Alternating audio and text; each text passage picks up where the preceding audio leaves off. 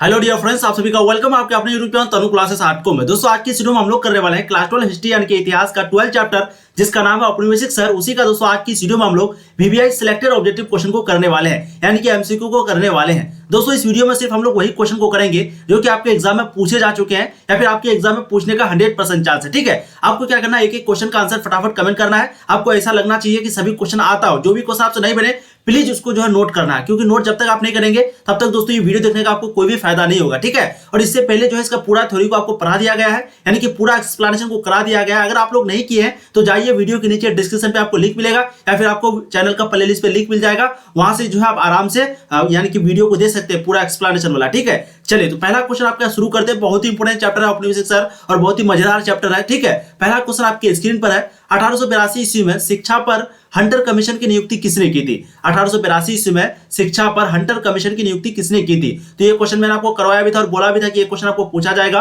बिल्कुल इसका right answer आपका हो जाएगा लॉर्ड रिपन। ठीक है, राइट आंसर आपका ऑप्शन ए हो जाएगा। 1882 ईस्वी में शिक्षा पर हंटर कमीशन की जो नियुक्ति है वो लॉर्ड रिपन ने की थी। देखिए इस क्वेश्चन को नंबर 2, पटना कॉलेज पटना का बिल्डिंग किस यूरोपीय कंपनी का पहला गोदाम था? ये भी क्वेश्चन मैंने आपको करवाया था और बोला भी था कि देखिए इस तरह का क्वेश्चन आपको पूछे जाते हैं। ठीक है, तो पटना कॉलेज पटना का बिल्डिंग जो है किस यूरोपीय कंपनी का पहला गोदाम था?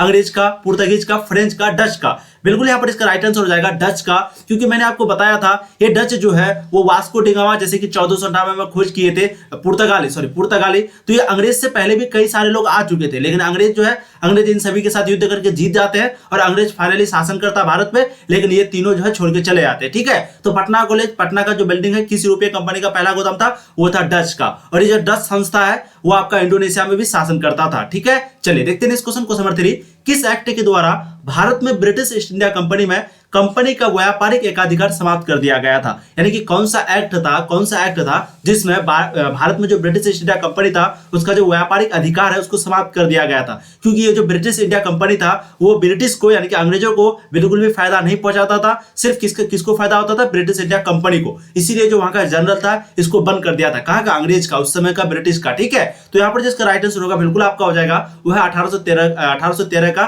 चार्टर एक्ट, यानी कि ऑप्शन सी आपका राइट आंसर हो जाएगा। इसी एक्ट के द्वारा यानी कि 1813 का चार्टर एक्ट के द्वारा भारत में ब्रिटिश इंडिया कंपनी में कंपनी का जो व्यापारिक अधिकार है उसको समाप्त कर दिया। देखते हैं इस क्वेश्चन को नंबर 4, भारत में आने वाला पहला प्रथम पुर्तगाली कौन था? मैं ये क्वेश्चन आपको कई बार करा चुका हूं और देखिए आपका एनुअल एग्जाम में क्वेश्चन आपको पूछा हुआ भी है। तो कोलंबस, रियाडी या फिर वास्को डिगामा या फिर इनमें से कोई नहीं। तो बहुत ही आसान क्वेश्चन है, बिल्कुल इसका राइट आंसर आपका ऑप्शन सी हो जाएगा। जी हाँ, वास्को डिगामा। ठीक है, इसी ने जो है भारत को खोज भी किया था। तो भारत में आने वाला जो पहला पुर्तगाली था वो कौन था? वास्को डिगामा था। आप लोग फटाफट सभी क्वेश्चन का आंसर देते भी चलेंगे, इससे आपका मनोबल इच्छा बढ़ेगा। और प्लीज वीडियो को शेयर जरूर कीजिए, आप लोग शेयर नहीं करते हैं, वीडियो को शेयर करके सभी दोस्तों को जोड़ा कीजिए। ठीक है, चलिए बंगाल की विभाजन की घोषणा किस वर्ष हुई थी? बहुत ही आसान क्वेश्चन है, कई बार आपको करा चुके हैं। बिल्कुल इसका राइट आंसर आपका हो जाएगा 1905 ईस्वी में। ठीक है, तो बंगाल, क्योंकि इस चैप्टर में हम लोग यानी कि जो आपका चैप्टर है औपनिवेशिक शहर, इसमें हम लोग मद्रास के बारे में, बंगाल के बारे में और बंबई के बारे में पढ़ते हैं, क्योंकि उस समय बंबई 7 द्वीपों में बटा हुआ था और बंगाल में बहुत सारे यानी कि कलकत्ता के बारे में पढ़ते हैं। तो ये विशाल शहर यानी कि 1900 से हम लोगों ने पढ़ा था कि 1900 से लेकर के 1940 के बीच ये जो तीनों शहर थे, ये तीनों जो शहर थे यानी कि मद्रास, कलकत्ता उसमें कहा जाता था और बंबई बहुत ज्यादा तरक्की किए थे, इसको विशाल शहर बोला जाता था तो अंग्रेजों के द्वारा। ठीक है, और एक आपको इंपॉर्टेंट टॉपिक बताया था कि गेटवे ऑफ इंडिया जो है वो कब बनाया गया था, ये भी आपको बताए थे। और किसके स्वागत के लिए? तो दोस्तों ये जो अंग्रेज का एक जनरल था जिसका शादी हुआ था, तो उसका और उसकी बीबी का नाम थी मेरी और उसका नाम था जॉर्ज। ठीक है, जॉर्ज बुज शायद नाम था। तो जॉर्ज बुज और उसकी बीबी मेरी के नाम पर स्वागत के लिए बनाया गया था गेटवे ऑफ इंडिया, जो कि बंबई में है। कब बनाया गया था? शायद 1911 ऐसे। हाँ बिल्कुल, ये क्वेश्चन भी अभी आपका आएगा, टेंशन मत लीजिए। चलिए क्वेश्चन नंबर 5 का आंसर दिए फटाफट, बिल्कुल इसका राइट आंसर 1905 ईस्वी हो जाएगा। देखिए गेटवे ऑफ इंडिया किस शैली का उदाहरण है? आप लोगों को मैंने 3 शैली के बारे में पढ़ाया था, बहुत अच्छे से पढ़ाया था पार्ट 3 में हिस्ट्री का, इसलिए जरूर जाके देखिएगा। तो गेटवे ऑफ इंडिया जो है वो किस शैली का उदाहरण है? आपको पूछा भी गया है, बहुत अच्छा क्वेश्चन है। बिल्कुल इसका राइट आंसर आपका हो जाएगा वो है इंडो सारासनिक शैली। ठीक है, इंडो सारासनिक शैली। तो राइट आंसर जो है आपका ऑप्शन सी हो जाएगा। मैंने आपको बताया था शैली का मतलब एक प्रकार का स्टाइल होता है, यानी कि जो ये लोग जो थे यानी कि जो 3 शैली थी, ये तीनों शैली को बहुत बड़ा गुण था। ये डिजाइन वाला उस समय घर बनाते थे, जो भी उस समय चीज बनती थी वो बनाते थे। ठीक है, तो ये जो है गेटवे ऑफ इंडिया का निर्माण किया था। चलिए देखते हैं इस क्वेश्चन को नंबर 7, फोर्ट विलियम किस शहर में स्थित है? आपको ये भी क्वेश्चन करवाए थे, बहुत ही आसान क्वेश्चन है। बंबई में, मद्रास में, दिल्ली में, कोलकाता में। तो फोर्ट विलियम जो है वो किस शहर में स्थित है? आपको 2019 और 20 के एनुअल एग्जाम में हाल ही में पूछा हुआ क्वेश्चन है। इसका राइट आंसर बिल्कुल आपका हो जाएगा वो है कलकत्ता। आपका ऑप्शन डी हो जाएगा कोलकाता। ठीक है, तो फोर्ट विलियम जो है वो कोलकाता में स्थित है। देखिए इस क्वेश्चन नंबर 8, 7 द्वीपों का नगर किसे कहा जाता है? मैंने आपको कहा था 7 द्वीपों का नगर किसे कहा जाता है? बिल्कुल इसका राइट आंसर आपको हो जाएगा बंबई को, यानी कि ऑप्शन डी। तो 7 द्वीपों का जो नगर है वो किसे कहा जाता है? बंबई को कहा जाता है। राइट आंसर जो है आपका ऑप्शन डी हो जाएगा। देखिए इस क्वेश्चन नंबर 9, निम्नलिखित में ईस्ट इंडिया कंपनी के एजेंट सबसे पहले कहां बसे थे? ईस्ट इंडिया कंपनी का जो एजेंट था वो सबसे पहले कहां पर बसा था? दिल्ली में, बंबई में, कलकत्ता में, मद्रास में। बहुत ही आसान क्वेश्चन है, बिल्कुल इसका राइट आंसर आपका हो जाएगा वो है मद्रास में, यानी कि ऑप्शन डी। तो ईस्ट इंडिया कंपनी के जो एजेंट थे वो सबसे पहले मद्रास में जा बसे थे। ठीक है, देखिए इस क्वेश्चन को नंबर 10, अंग्रेजों के पृथक निवास क्षेत्र किस नाम से जाने जाते थे? अंग्रेजों के जो पृथक निवास क्षेत्र थे वो किस नाम से जाना जाते थे?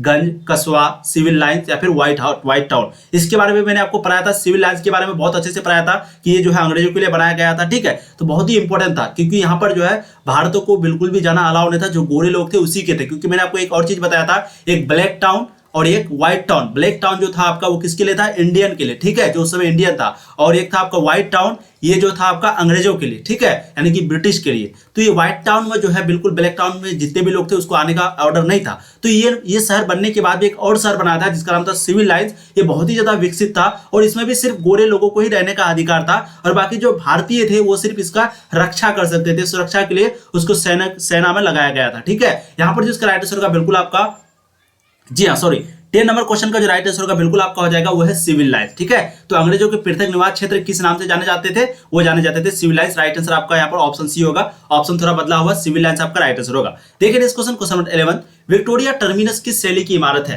मैंने आपको बताया था विक्टोरिया टर्मिनस जो मुंबई में है वो किस शैली की इमारत है? बहुत ही आसान क्वेश्चन है। नव शास्त्रीय शैली, नव गौथिक शैली, इंडो सारा सैनिक शैली या फिर इनमें से कोई नहीं। 11 का जो यहाँ पर राइट आंसर है बिल्कुल इसका राइट आंसर आपको हो जाएगा वह है नव गौथिक शैली। ये सभी के बारे में बहुत अच्छे से बताया आपको। ठीक है, तीनों शैली के बारे में, इंडो सारा सैनिक शैली और नव गौथिक शैली और नव शास्त्रीय। इंडो सारा सैनिक में जो है इंडियन भी था और आपका मुस्लिम भी था वगैरह था, इसीलिए इसको नाम ये पड़ा। ठीक है, यानी कि इंडियन यानी कि हिंदू और मुस्लिम दोनों था, इसलिए यहाँ पर इसका नाम ये पड़ा है। चलिए देखते हैं इस क्वेश्चन को। नंबर 12, गेटवे ऑफ इंडिया का निर्माण कब हुआ था? तो मैंने ये क्वेश्चन अभी आपको करवाया था। बिल्कुल इसका जो राइट आंसर आपका हो जाएगा, बहुत अच्छी बात है, इसका राइट आंसर आपका हो जाएगा 1911 को। मैंने आपको अभी तुरंत एक क्वेश्चन बोला कि देखिए कई बार ये क्वेश्चन आपको पूछे जा चुके हैं। ठीक है, तो ये क्वेश्चन बहुत ही ज्यादा इंपॉर्टेंट है। गेटवे ऑफ इंडिया के बारे में अक्सर आपके एग्जाम में पूछे जाते हैं कि गेटवे ऑफ इंडिया का जो निर्माण है कब हुआ था। देखिए कई बार पूछा गया। बिल्कुल इसका राइट आंसर आपका हो जाएगा 1911 ईस्वी में। ठीक है, किसके स्वागत के लिए बनाया गया था? तो मैंने आपको बताया जॉर्ज बुश नाम था और उसकी बीबी मेरी, उसी के स्वागत के लिए गेटवे ऑफ इंडिया को बनाया गया था। कौन सा शैली बनाया था वो भी आपको बताए। अब देखिए गेटवे ऑफ इंडिया जो है भारत के किस शहर में स्थित है? ये भी हाल ही में क्वेश्चन पूछा हुआ, बहुत ही आसान क्वेश्चन है। बिल्कुल इसका राइट आंसर आपका हो जाएगा बंबई में। तो गेटवे ऑफ इंडिया वो बंबई में, अगर इंडिया गेट आ जाए तो वो आपका दिल्ली में है। तो ध्यान रखिएगा, इस समय कंफ्यूज नहीं होना है। देखिए इस क्वेश्चन को नंबर 14, किस वायसराय के काल में कलकत्ता, मद्रास तथा बंबई में हाई कोर्ट की स्थापना हुई थी? कौन से वायसराय के काल में कलकत्ता में, मद्रास में और बंबई में हाई कोर्ट की स्थापना हुई थी? Warren Hastings, John Lawrence, Dalhousie, Canning. तो ये भी क्वेश्चन आपको करवाए हैं। बिल्कुल इसका राइट आंसर आपका हो जाएगा जॉन लॉरेंस। ठीक है, यानी कि ऑप्शन बी, यानी कि इसी के काल में ये वायसराय थे, इसी के काल में जो है कलकत्ता, मद्रास और बंबई में जो है हाई कोर्ट की स्थापना हुई थी। ठीक है, उच्च न्यायालय की। देखिए इस क्वेश्चन को नंबर 15, अंग्रेजों ने शिक्षा का माध्यम अंग्रेजी कब बनाया? 1813 में, 1833 में, 1835 में, 1844 में। तो अंग्रेजों ने शिक्षा का माध्यम जो है वो अंग्रेजी को कब बनाया था? ठीक है, कब बनाया था? बिल्कुल इसका राइट आंसर आपका हो जाएगा वो है 1835 ईस्वी में, यानी कि ऑप्शन सी। देखिए इस क्वेश्चन को नंबर 16, फोर्ट सेंट जॉर्ज का किला किस नगर में बनाया गया था? ये जो फोर्ट सेंट आपको बताए थे कि ये जो है समुद्र से दूर बनाया गया था, बहुत ही दूर। तो ये जो है किस किले में बनाया गया था, यानी कि किस नगर में बनाया गया था? बिल्कुल इसका राइट आंसर आपका हो जाएगा वो है मद्रास। ठीक है, ऑप्शन सी आपका राइट आंसर हो जाएगा 16 नंबर का। चलिए क्वेश्चन नंबर यहाँ पर देखते हैं 17, बहुत ही इंपॉर्टेंट क्वेश्चन है, क्वेश्चन को ध्यान से देखिए।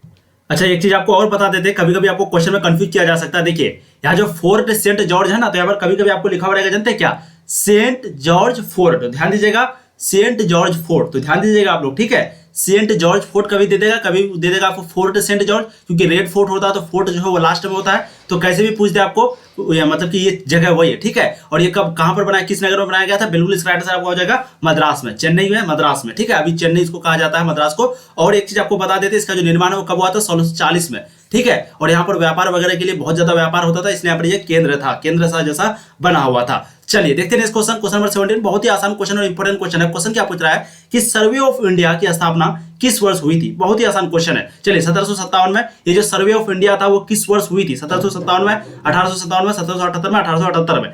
ये भी क्वेश्चन आपको कई बार करा चुके हैं। बिल्कुल इसका राइट आंसर आपका हो जाएगा 1878 में। तो ये जो सर्वे ऑफ इंडिया है वो कौन निकाला था? अंग्रेज निकाला था। वो देखना चाहता था कि क्या हाल चाल है, किसका पॉपुलेशन बढ़ रहा है, सारा चीज यानी कि सर्वे किया था। ठीक है, तो राइट आंसर आपका ऑप्शन डी हो जाएगा क्वेश्चन नंबर 17 का। देखिए नेक्स्ट क्वेश्चन, क्वेश्चन 18, कलकत्ता में अंग्रेजों की किलेबंद बस्ती का नाम क्या था? कलकत्ता में अंग्रेजों की जो किलेबंद बस्ती था, अब किलेबंद का मतलब मैंने आपको बताया था कि यानी कि एक प्रकार का सुरक्षा, किला करना, यानी कि जैसे आप जहां बैठे हुए हैं तो आप अपने चारों तरफ सैनिक लगा दिए और चारों तरफ से दीवार से घिर दिए, बहुत मजबूत दीवार से, ताकि कोई हमला ना कर पाए, तो उसी को किलेबंद बुलाया था। ठीक है, तो कलकत्ता में अंग्रेजों की किलेबंद बस्ती का नाम क्या था? बहुत ही आसान क्वेश्चन है। बिल्कुल इसका राइट आंसर आपका हो जाएगा वो है फोर्ट विलियम, ऑप्शन सी। ठीक है, और ये किलेबंद बनाने के लिए यानी कि फोर्ट विलियम बनाने के लिए वहां पे जितने भी लोग थे उसको आगे से भगा दिया गया था, उसको मैदान बना दिया गया था, ताकि कोई भी युद्ध करे तो उस पर आसानी से गोली वगैरह, बारूद वगैरह चलाया जा सके। देखिए next question, question 19, writers building किस राज्य लिखा हुआ है? ठीक है, किस राज्य की प्रशासकीय भवन है? ये भी क्वेश्चन आपको करवाए थे, बहुत ही आसान क्वेश्चन है।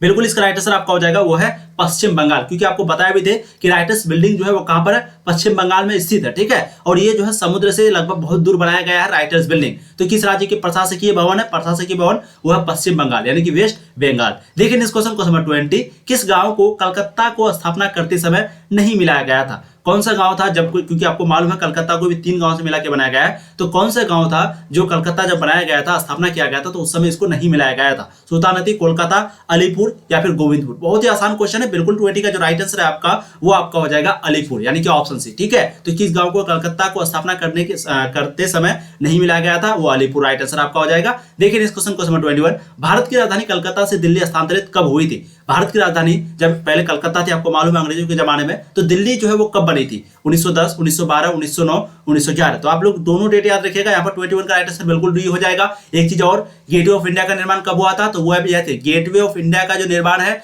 वो भी जो है आपका हुआ था गेटवे ऑफ इंडिया का जो निर्माण है वो भी हुआ था आपका 1911 में। ठीक है, और राजधानी कलकत्ता से दिल्ली जो स्थानांतरित हुआ था हम लोगों का भारत का राजधानी, वो कब हुआ था? 1911 में। तो दोनों डेट सेम है, ध्यान रखिएगा। देखिए इस क्वेश्चन को नंबर 22, कलकत्ता किस नदी के तट पर स्थित है? गंगा, दामोदर, ब्रह्मपुत्र, हुगली?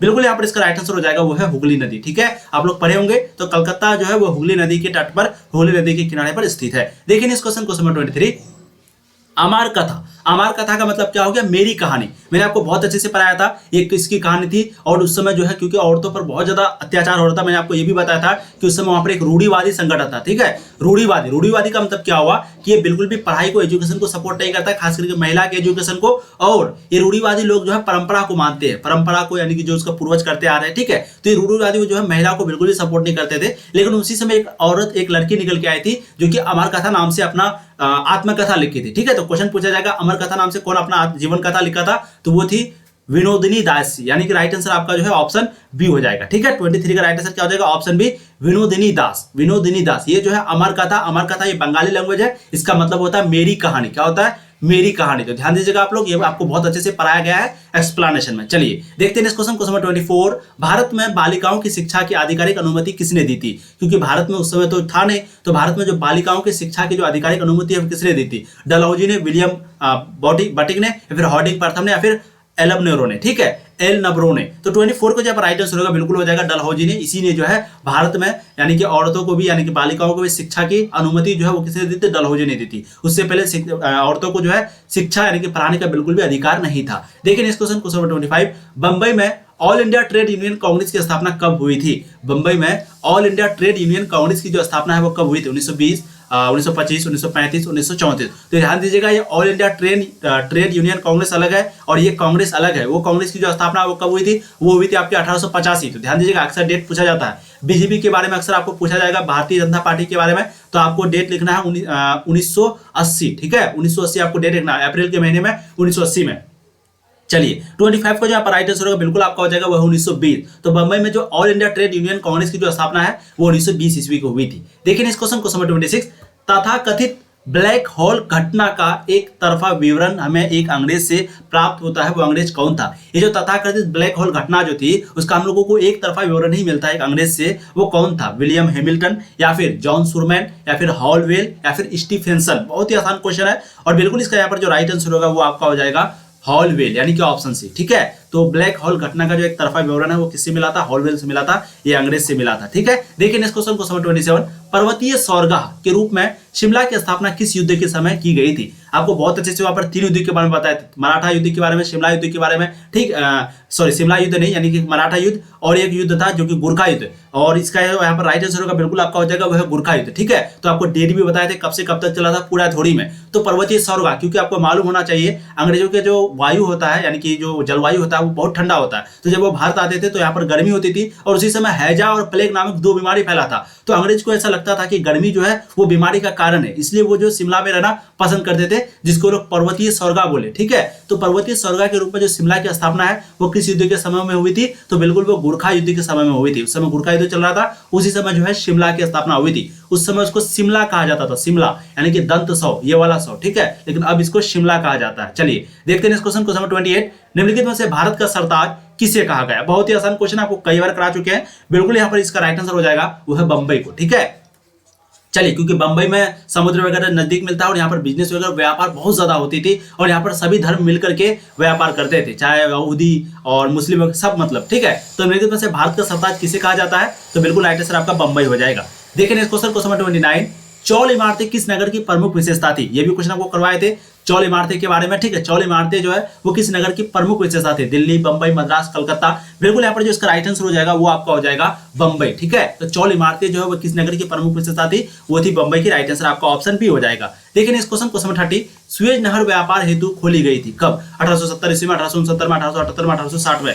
बिल्कुल यहाँ पर जो इसका राइट आंसर हो जाएगा वो हो जाएगा 1869 में, यानी कि ऑप्शन बी। तो सुएज नहर व्यापार जो है वो कब खोली गई थी, 1869 में। राइट आंसर आपका ऑप्शन बी हो जाएगा। ठीक है, चलिए देखते हैं इस question, question 31, east India company की जो स्थापना है वो कब हुई थी। ये भी क्वेश्चन बहुत बार पूछा गया है, बहुत ही आसान क्वेश्चन है। देखिए बहुत ही आसान, बिल्कुल ईस्ट इंडिया कंपनी की जो स्थापना है वो आपका हुआ था 1600 ईस्वी में। राइट आंसर 31 का आपका ऑप्शन ए हो जाएगा। और सबसे पहला ईस्ट इंडिया कंपनी की स्थापना वो अंग्रेजों ने की थी, कहां पर, बंगाल में की थी। लेकिन वहीं पर अगर आपको क्वेश्चन पूछा जाएगा जो सबसे पहला औद्योगिक फैक्ट्री कब हुआ था, तो आप लोग ध्यान दीजिएगा 1608 में। कहां पर, 1608 में सूरत में, जो कि गुजरात का एक शहर है। ठीक है, तो ईस्ट इंडिया कंपनी की स्थापना 1600 में, और वहीं पे फैक्ट्री जो है, बिल्कुल फैक्ट्री कब हुई थी, वो हुई थी आपकी यहाँ पर, यानी कि गुजरात में, सूरत के शहर में। चलिए देखते हैं इस क्वेश्चन, क्वेश्चन 32, ये भी बहुत ही आसान क्वेश्चन है।